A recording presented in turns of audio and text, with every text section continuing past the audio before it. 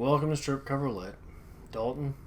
You don't want to have a pretty little intro like you have all week? No. You didn't work up one for this? No. This is Adrian reads Harry Potter. Harry Potter and the Goblet of Fire, chapters 26 and 27. Yep. You excited? Yeah. You feel good about this? Yeah. Okay.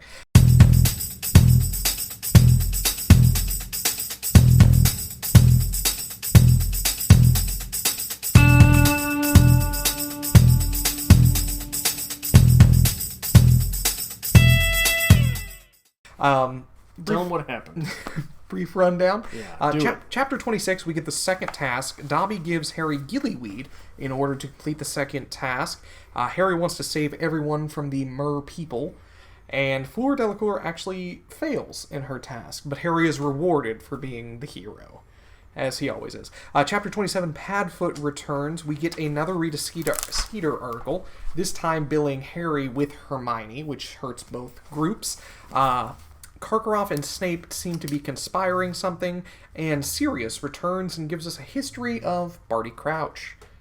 Adrian, how do you feel? You're writing something in pink pen. Do you want to share with the class what you're writing? Hold on. Okay. I will just wait. It's not like You're fired? Yep. Why? Get out. Why? I'm done with Harry Potter, man. Why? I'm done. It's not that bad. Yeah, I know what'll cheer you up. Before we get into this, last week we talked about some nail polish, right? Yeah, were there any good comments? We had some doozies. Okay. From, Sure. I believe it's Gemma Hahaj? Or Gimma? Gemma Hahaj? Hahaj? You ever seen the movie Man with Two Brains by Steve Martin? Dr. Yes. Hafar? Yeah. That's all I can think of right now. Gimma haha. She hit us with a Dickens collection. Okay. With A Christmas Choral, which is Ooh, and Grape Expectations. Okay. I like that. From G. Lucas, we got one specifically for Adrian, A Shade of Red, and we're going to call it Bateman's Bathroom. Ooh, I like that. I do like that. We did have a couple zingers, and from Julian Gray Stoke, not a comment on the nail polish, but one of the best comments I've seen on the Harry Potter channel. This genuinely made me laugh. Tune into Strip Cover Lit with such amazing quotes, such as, "Everyone has things, and I don't like any of you." I know I said I don't like any of you. I must have said everyone has things. I was probably trying to think of the word. I'm like, everyone has things. Sounds very Dalton. It does. Does that at least... You know what's terrified me as we've gone on the internet, and this isn't Harry Potter related, but as we've been doing this for a while, I'm the impressions guy, right? Okay. Where I work, I do impressions of different people I work with. When we were in school, I did different impressions of people in class and different professors. I like to do impressions. I find little things that people do, and I exploit them. Okay. Right? The longer we do this, the more things people have pointed out in the comment sections that I do that I never noticed. Uh-huh. Or I've gotten it like 3 times in my personal life. Someone has said, or in this last week, you twitch a lot. You're welcome What do you for mean? that. I twitch a lot on the show. I do this a lot, things like that. Nobody said anything to me because they're afraid to address it. So. I do love the little Dalton dance. You're welcome. I You're do welcome. love that. Anyway, do you feel better? Can we talk about Harry Potter now? We can talk about it. Okay. I'm not going to feel good about it. What would you like to talk about this week with Adrian reads Harry Potter? You mentioned Harry Potter was treated like the hero because he always is, right? He actually is the hero in this situation, isn't he? Yes, he is. He does He what gets would there be first. considered the hero's thing. Right. He does get there first. He does everything correctly, and He makes sure people survive. Yes, because he's under the impression that they're going to drown. He even takes on an entire civilization of people, Yes. thinking that they are actually against him. Okay. So Harry's the hero for once. Good for him. It took him 4 years. But it is interesting to see that happen, isn't it? I think so. Again, though, Harry is successful in this task only because someone helped him. But do you have any inclination that any of the other people did not cheat in some way? If we want to get into, the dynamics of who's cheating and who's actually genuinely doing this, you're probably right in that aspect. But the character that we are given, who is supposed to be the hero, the pure one, the perfect everything, has really not done anything in this yet. He's not proven himself at all. He's just taken the advice of others and kind of skated by. He's done the brave thing a few times, though. This time he did the brave thing. He did do the brave thing, which is the correct thing. But the second task, where he's sitting in the library the night before trying to figure out what to do, and he falls asleep 10 minutes before the task and realizes, shit, I didn't do anything. That's what we call college Dalton. That's not the hero of a story. College Dalton is not the hero of a story. Where the night before you panic because you have had 3 months to do this, and you're like, I gotta read Anna Karenina. Anya Karenina. And then you just wing it, and you hope somebody gives you a gift of a written paper, and you got a little Anya Karenina. Anya Karenina. Okay, I hate you.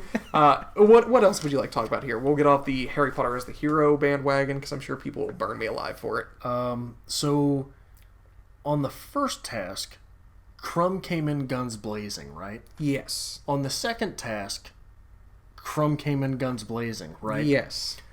Now, the interesting part to this dynamic is, this is the Macho Man, right? Okay. This is Macho Man, you come in and you shoot everything, right? Snap into a Slim Jim. Carry on. So, who's his love interest? Hermione. What is Hermione? Not the macho one. She is the quiet, introverted... But she stands up for things, right? She does. She's very opinionated, she outspoken. questions why things have to be violent. Yes. This is your college feminist professor who's dating the biker guy. Okay. Right? Okay. I mean, isn't it? That's the dynamic there. Okay. And we're going to get dislikes for that, and people are going to call us out on Twitter for that or whatever. I don't care. But it is something to bring up. Now, we've talked a lot about Rita Skeeter. And what we think... Hold on, before we move on. Okay, yes, please. Leading into that challenge, we get this. It was so cold he felt the skin on his legs searing as though this were fire, not icy water. His sodden robes weighed him down as he walked in deeper. Now the water was over his knees, and his rapidly numbing feet were slipping over the silt and flat, slimy stones. He was chewing the gillyweed as hard and fast as he could. It felt unpleasant and slimy and rubbery, like octopus tentacles. Waist deep in the freezing water, he stopped, swallowed, and waited for something to happen. He could hear laughter in the crowd, and he knew that he must look stupid, walking into the lake without showing signs of some magical power. The part of him that was still dry was covered in goose pimples. Half immersed in the icy water, a cool breeze lifting his hair, Harry started to shiver violently. He avoided looking at the stands. The laughter was becoming louder, and there were catcalls and jeering from the Slytherins. There's a little bit of filtering going on there. Okay. But that is very good writing. Ooh. This is the first time in this entire series to this point that when I'm reading it, that vivid and continuous dream going on in my head is an actual person, not a cartoon. For some reason, a lot of times when I'm doing reading, if it is not great writing, I see things going on as a cartoon. Okay. Right? As opposed to a person. This was the first time, and I think it was that little, especially that little detail where you've got his hair flipping up in the wind, right? Okay. It is completely... His hair flipping in the wind has nothing to do with anything. Not at all. But it shows you something, doesn't it? And why does it show you that? Because if he were moving, his hair flipping up in the wind wouldn't be a big deal. Okay. But you see him frozen there, right? Yes. You see him frozen and panicking, and he feels his hair flipping. Okay. So I think that was the first time that I saw real people here, as opposed to cartoon characters. This has taken us almost 10 months now. But we have just... Adrian has praised J.K. Rowling. I praised J.K. occasionally, starting from the first book. Occasionally. It's still shite. So let's backtrack a little bit to last week's video where we said some things, because we have had some comments that were defending, explaining some things, and I'd like to bring up a few points of my own. Okay. Rita Skeeter. We've talked a lot about Rita Skeeter, how we feel about her, and how we think this is a comment on how J.K. was dealing with publicity, because she's an author now. She's famous at this point. A lot of people have said that Rita Skeeter is just very much stereotypical tabloid writer in the UK. Okay. For The Sun, I think it's one of them that's called. Okay. It's like the dollar tabloids that you get at the grocery store at the checkout lane. Right. Very typical, and apparently this is just a normal thing. So maybe we read too far into that with saying that this was her reacting to things. Maybe this is just a stereotype of that area where you do get writers who do this for tabloids. So that's a little bit everywhere. I don't think it's as prominent here, though. I'm glad you deal with these comments and not me, because I would have jumped on that. I don't care. What do you mean reading into? Okay. So you don't care about that. No, move on before I get in trouble. I'll move on to mine. Last week, you assaulted Hagrid. And you said that Professor Grubbly Plank is obviously more qualified. Right. So how do we worry about Hagrid? Why should we even care? I didn't say why should we care. Hagrid demonstrates in this chapter that he is just as capable, if not more knowledgeable, than Professor Grubbly Plank. How? He brings in the 2 young unicorns. But he's also surprised that they don't have poisonous bites. But he brings in the 2 young unicorns, and he explains the reason they are golden. He gives the history of the species and talks about how they grow up. So how does that exemplify? Okay. He says very clearly that the younger ones are more easy to approach. That even some of the men in the group can approach the unicorns because unicorns hate men. That they're capable of doing so. So clearly he's not only showing knowledge of this subject, but he's putting forethought into it as well. Which leads me to my argument. Was Grubbly Plank not able to do that? But go ahead. Why would you isolate a group of students? You could either have all the students engaged in the learning or just a group. Here's my explanation with Hagrid. It took me a week to sit here and sum this one up. Hagrid is intelligent in his own sense, right? He's in his field. He is learned. Okay. He has experience, expertise in his field. Hagrid is a man who is just blind with a passion for his craft. Okay. This is someone who... Adrian loves Emily Dickinson. I sling an Emily Dickinson poem to Adrian. That's all Adrian wants to talk about. He wants to hit Emily Dickinson because it's the best. I sling somebody else, and I say, let's do this or Emily Dickinson. Adrian's going to pick Emily Dickinson every time. Hagrid has a passion in his craft. Okay. That blinds him from the whole of the craft. Okay. So, here's what we'll say. Emily Dickinson had a craft for her poetry, didn't she? She did. Would you want Emily Dickinson as a professor? Oh, God, no. Right. Okay. Why? Huh? Why? Because Emily Dickinson's a terrible, terrible, terrible, terrible person. Even if I were going to grant you that, that's not why. Why? Okay, we'll use something that you're more comfortable with. So why is it? Bukowski changed the face of literature, right? Okay. Would you have wanted Bukowski as a professor? Yes. No, you would not have. Oh, yeah. Okay, if you didn't want to learn anything, sure, maybe. Okay. Because Bukowski's not teaching you a goddamn thing. No, he isn't. But we're going to the bar after class, so... Right, but why do you want to pay for that? I'm me? You want to pay for that. My argument here is that Hagrid does have the expertise to be a teacher. He does have the experience. He has the expertise to be a teacher. He doesn't have the expertise in teaching. And he is capable of teaching more proficiently than the professor who was brought in to replace him. Where's your point in case for that? Because he brought in the young unicorns and explained that the younger unicorns are more approachable, so everyone here will get the learning experience, that even some of the men will be able to approach them. He explained a backstory to the unicorn instead of just saying, here's a unicorn, ladies, if you'd like to pet the unicorn, that's fine.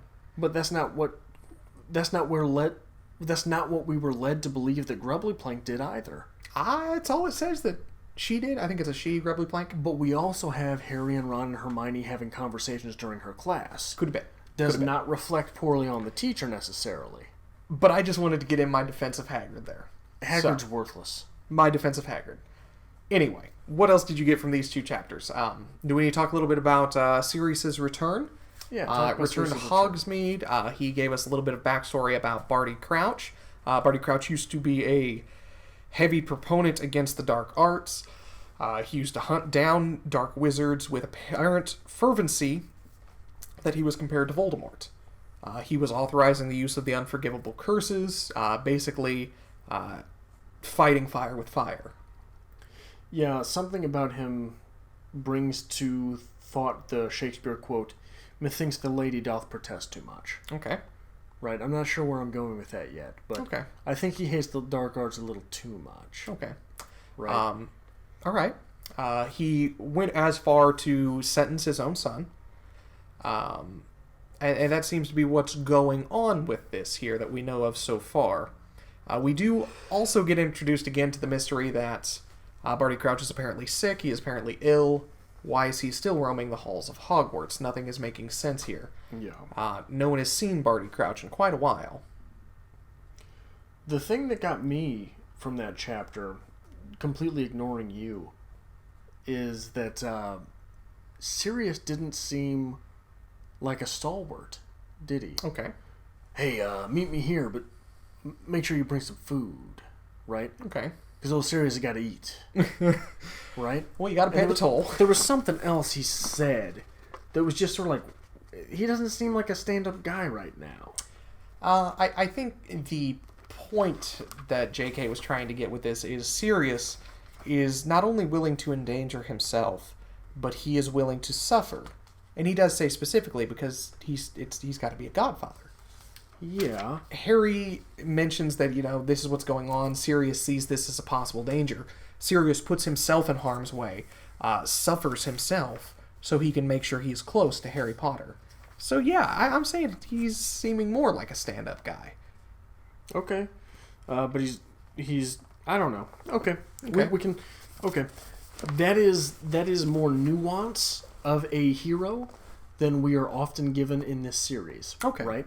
Yes. Because we're also told that he's filthy. Yes. We're also told that his hair is filthy. And he's starving. And he's living in a cave. And he's asking children to bring him food. Okay. Right? That is more nuance for a hero than we are used to getting in this series. Okay. So if now's the time you're going to introduce it, okay, I mean, I'm all for it.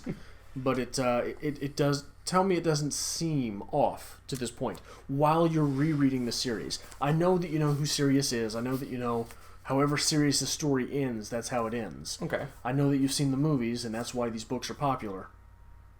But how does that seem to this point in the series? It is different than we've seen Sirius before. Even when he was leaving Azkaban, it doesn't seem as he was grizzled as he was in this chapter. Right. I'm trying. It's been a while since I've seen the movies. I don't know if that scene even exists in the movies. Well, I'm not saying that scene exists in the movies, but the movies are definitely why this series is popular. Yes. Not that you care about that scene existing or not. Anything else you want to say about Harry Potter this week? There was something.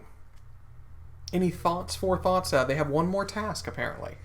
Any idea where we're going with that? I have no idea where we're going with that, and I don't care because the book sucks. But what was it? I was going to say something. Oh man, this sucks. I'm low energy right now. I don't know if you can tell. Barty Crouch, Hagrid, Ludo Bagman. We haven't talked about Bagman at all. Along the Crouch line. Winky? Do we know anything about Winky yet? I don't know anything about Winky. Okay, we are going to get into Winky next chapter. Pull this up here while I'll give you a second to think about what's going on here. The next chapter will be called The Madness of Mr. Crouch. We're going to be learning a lot about what's going on here, and the 29th chapter will be The Dream, which is a poor name for a chapter, and a very short chapter. So maybe we'll do 3. I don't know. Think of what you're trying to think of yet. Something about Crouch. Something about Crouch. Crouch seems off. Crouch, like I said, has been claiming to be ill. Nobody's really seen Crouch. He was supposed to be at the World Cup. He had Winky save him a seat, but he never showed up. He did show up after there was the Dark Mark summoned. Barty Crouch has been allegedly creeping through Hogwarts. Anything else? It is strange that he would... It's the McCarthyism. Okay. With that, right? He doesn't care if you're guilty or not. If he thinks you're guilty, he's throwing you in. Right? Very true. Very much the Red Scare. If you don't think that you're a bad guy, then you must be the bad guy, right? Okay. If you don't open the possibility that you're the bad guy, you're definitely the bad guy. And if you do open up the possibility that you're the bad guy, you're definitely the bad guy. We do get Sirius brings up, is it Bertha? Is that her name? Who's been missing this entire book? Yes. Who's just occasionally peppered in there? Yeah. Saying that the Bertha that they're describing as, bumbling around and just a fool is not the Bertha he knows. Right. So maybe there's a little bit more going on there than we are being led to believe at this time. We will find out. We'll see. There's also an interesting dynamic on display between Sirius and Snape. Okay. Because Sirius obviously still hates Snape. Yes. But he's also willing to admit that, hey, man... If Dumbledore trusts him, Dumbledore trusts him. There's got to be something going on there. Which, we get that a lot. We see that if Dumbledore says this is the way it is, it's the way it is. Dumbledore knows that Sirius Black is animagus, which would be something at a professional, responsible point he should report. Because Sirius is supposed to be registered, he's a known wanted criminal, but Dumbledore has the foresight to trust Sirius and is willing to put his reputation on the line for him. That's another one of those things that I don't know that I necessarily like about this series. Yeah? Because what does it teach kids? It teaches kids that your authority figure is your authority figure. Don't question that shit. Yeah, don't question authority. Yeah. Okay. Okay. But only if he is an older white male. Well, right? He's the only person in this series that does not get questioned. Okay. So I think that, look, we got to go back a little bit to what are we teaching with this, right? I've mentioned a lot of pretty nasty things that end up going on in this series that we don't use as fodder. Okay. Right? They're just accepted, right? Yes. This seems a lot like this, and that's a very bad thing. We did have someone just today, I think, who said they were new to the channel and they brought up fat shaming, and they fought against it, which I thought we laid that to rest. Tried to say there's no fat shaming in the series? Yes. Oh, that's all the series is fat shaming. If there was a Harry Potter Go, it would be you going around fucking with fat people. That's the funniest thing I've ever heard. That's what it would be. Amazing. That's all it would be. I'm trying to stifle my laughter so I'm not too loud as to piss off your neighbors, but that's hilarious. But yeah, there's no... Look, we've talked a little bit about the difference between literature and propaganda, right? Propaganda is people passing on ideas that they think are good ideas. Literature is leaving things open to the reader, the reader's interpretation. Children's literature should be a bit more towards propaganda, shouldn't it? Okay. Because children don't necessarily have these tools yet developed to question things. Okay. For example, we talk a lot on the channel about Patrick Bateman and American Psycho. There's a reason you don't give American Psycho to children, and it's not just the blood, guts, and gore, right? Yes. It's because a child knows that the main character of a piece is the good guy. Okay. That's who you want to be like. Yeah. You don't want to be like Patrick Bateman. The person in the story that you want to be like, you emulate. Right? So, the reason you don't give American Psycho to children is because if you give American Psycho to a child, American Psycho says, hey man, these are pretty cool things. Yeah. But when you have the faculties of an adult, you were able to look at this and say, what I am supposed to get out of this is not that Patrick Bateman is a good character. Okay. But this is how I find a little bit more out about myself through this literature. Okay. That's a fair argument. Yeah. I think so. So we will be back next week with Adrian Reed's Harry Potter. We will be doing chapters 28 and 29 of The Goblet of Fire. That is The Madness of Mr. Crouch and The Dream, if you would like to read along with us. If you do like this kind of thing, make sure you hit the subscribe button down below. We do Adrian Reed's Harry Potter every single Wednesday. We will be taking a bit of a break, though, towards the end of the year before we start in with the 5th book next year. And it is important to remember that Adrian does not see the comments to these videos, so if you would like to leave spoilers or talk about something that happens in the future of the series, that is fine. Dalton will be reading those, and if you'd like to call Dalton names, this is a really good opportunity to do so. Nobody does that. I bet that's not true.